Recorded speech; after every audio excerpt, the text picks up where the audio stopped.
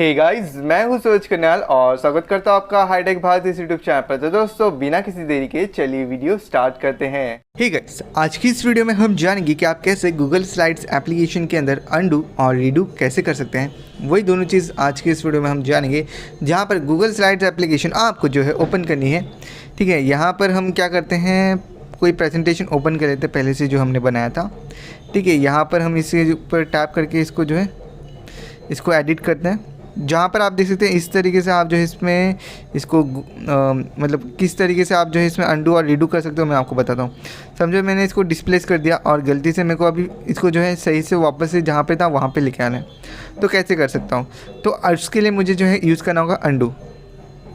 तो यहाँ पर आप देख सकते हैं इसके ऊपर टैप करेंगे, यहाँ पर आपको दिखाई देगा अंडू का ऑप्शन। जहाँ पर अंडू के ऑप्शन पर टैप करोगे तो जहाँ पर था पहले वहाँ पर वापस आके फिर बराबर जो है सेट हो जाएगा। ओके, जहाँ पर आप देख सकते हैं अगर आपको रीडू करना है तो रीडू कैसे कर सकते हैं। समझो आपने जो है ऐसे कर दिया, गलती से ऐसे किया और इसको जो है अंडू करके आपने जो इसको लिखा गया, लेकिन नहीं, आपको ये इधर ही चाहिए वापस। तो इसको आप जो है यहाँ पर टैप करके ये जो रीडू के ऊपर ऑप्शन दिख रहा है उसके ऊपर टैप करेंगे तो वापस वहीं पे आ जाएगा। समझा, मतलब आपने जो भी समझो गलती से हिला दिया तो उसको वापस से जो है उसी प्लेस पर वापस ला सकते हैं अंडू रीडू से।